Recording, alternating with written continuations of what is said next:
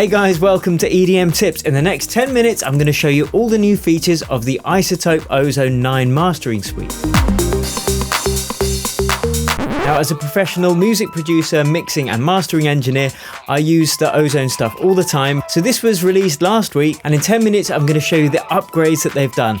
Hit that subscribe button, hit the bell so you don't miss any of my videos, and stick around till the end because I've got a free gift with you, which is going to really improve your mixing skills very quickly. So without further ado, let's hop into the door and get it done. Okay, so I've got my list of things to go through in terms of improvements, and I want to cover this off quickly so you are getting maximum value from this video. If you've got any questions, drop them in the comments below and I will answer them. So let's open up Ozone 9. I've got Ozone 8 as well, but obviously that is not what we're interested in.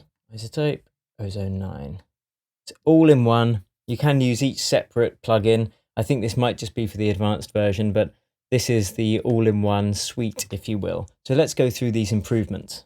So the first thing to note is that the CPU usage is much lower, well actually not much lower, about 15 to 20% lower on my computer at least, than Ozone 8. So the guys have obviously done a lot of work when it comes to efficiency. So that is number one. It's easier on your CPU. That's a very good thing. And we're starting with these simple, basic, kind of broad stroke things first, but these are important. So number two, the fact that the GUI is updated so you can now actually resize, which just makes life so much easier, especially if you're working on a laptop or a smaller screen. You've got the ability to, like the Fab Filter suite, to resize the plugins, which is great, awesome. In terms of other details and updates to the GUI, you've got this kind of simplified view here, so you can view more details if you want, or you can just tuck them away and keep things clear. And obviously, when you click on each node, you've got the ability to go into the details as well. So that's another great update to the GUI, which is graphical user interface. Okay, number three, this is the Master Rebalance, which is bananas if you ask me, in a good way. So let's turn these other ones off and just look at the Master Rebalance. So in this, you've actually got the opportunity to change just the vocals or just the bass or just the drums without actually going back into the mix. And of course, it is better to do this in the mixing process, as I always go on about. But if you're doing the mastering for someone else, as I am in this instance, and you can't have or you don't have the availability to the mix, check out what you can do with this Master Rebalance. You can go in and you can just adjust it, the vocals or the bass or the drums, the level of them. And the bass, let's try that.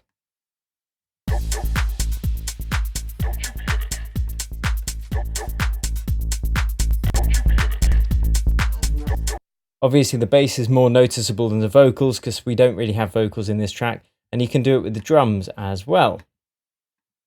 So you need a different Master Rebalance for each of these different things if you wanted to tweak them all, but check it out.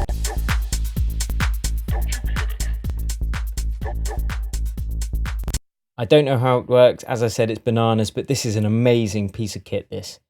The time it saves you if you don't have the ability to go into the mix, this is worth its weight in gold.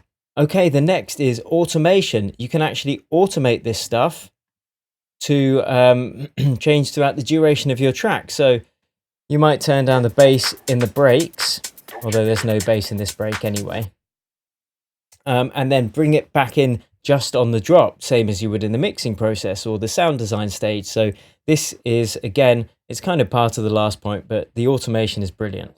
Okay, number five is this low end focus. So I'm just going to turn off this, load in this low end focus, and it's a way to kind of meld the low ends together as you would in the mixing process. But again, it just gives you this extra control where you can adjust the dynamics, you can adjust the transients, or you can smooth it out.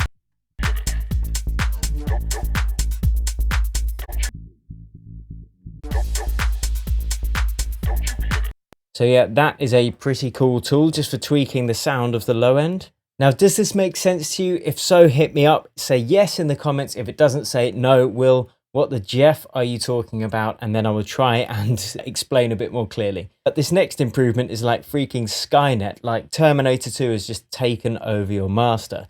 It's the Master Assistant, and It basically gives you a great place to start in terms of your mixes. You can choose whether you want it to sound modern or vintage, and even what you're hoping for it to be used for, so streaming or CD, because the LUFS values are going to be different for each of those things. You can click on a video link to find out more about that stuff.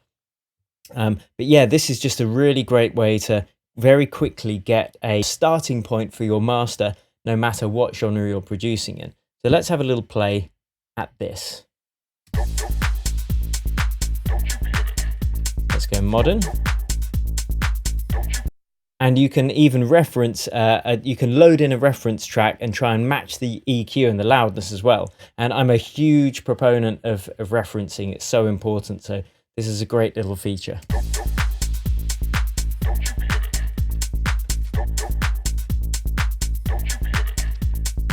And then it goes, it uses its magic brain computer analysis Skynet business.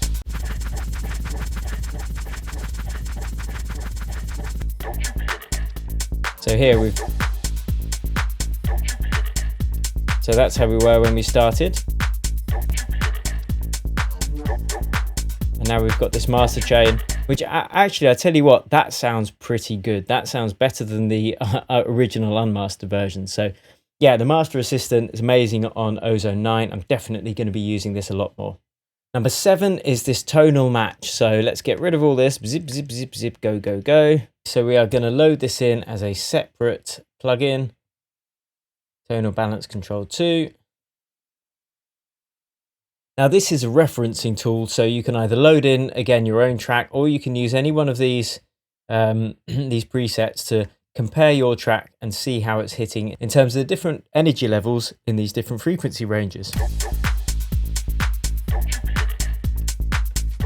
So here we can see my low mids a bit lacking, whereas if we were to load in modern, you can see it's got slightly different settings as it were. But we can see in any of them that ours here is lacking a bit of low mid. So then we could obviously use the tools, the plugins within Ozone 9 to bring up those low mid levels. This is just an added tool to help you see how you're comparing to, similar tunes in that genre. And if you do, as I say, load it in a reference track, which I do for every mix and every master, this is going to be a lot more helpful to see how you're comparing to your mix if you're struggling to find exactly how to do it with just your ears. Okay, improvement number 8 is the match EQ. So here is where you can capture basically a screenshot of your reference track, and then you can automatically apply that EQ graph or shape to your track to try and get them to gel in closer. So I'll give you an example of capturing the EQ slope from this track that we've loaded in. Just press capture.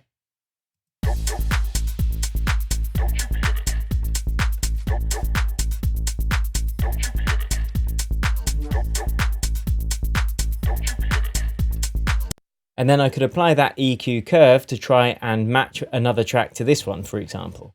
Okay, improvement number 9, and I love this. It's the Ozone Imager, which I use in the mixing stage and sometimes in the music production stage, as well as the mastering stage. So let me give you a quick example of this. I'm just going to load this in, and we go to Imager. Now the beauty of this is you've now got this second mode.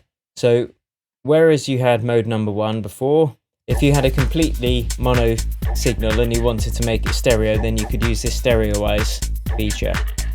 But I tend not to do this on the in the actual mastering stage, because it can basically make things a bit weird if you use the stereo feature in the mastering stage, because you're obviously processing the whole track rather than one particular element.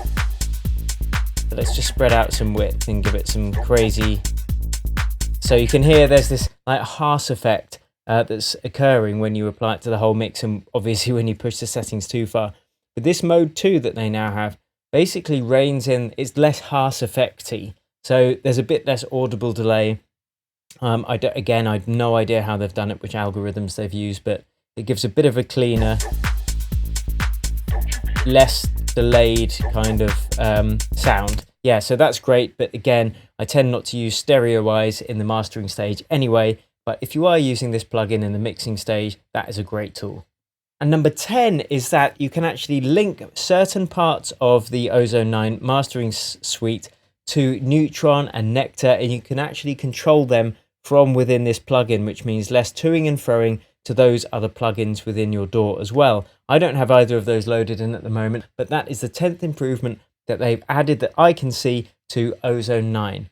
So I hope you've enjoyed it, guys. Again, if you've got any questions, ask me in the comments below. Are you going to be upgrading to Ozone 9? Is it worth it? There's a poll there. I want to know, yes or no. So there you have it, guys. They are the upgrades to the new iZotope Ozone 9 suite. You can actually get it at a discounted rate for the duration of October this year. It's 2019 when I'm making this. So jump on, get that. Again, don't forget to subscribe, hit that notification bell. If you like this video, give it a thumbs up. If you disliked it, give it a thumbs down. Either way, I want to hear from you. Let me know what you think. And until next time, cheers and happy producing.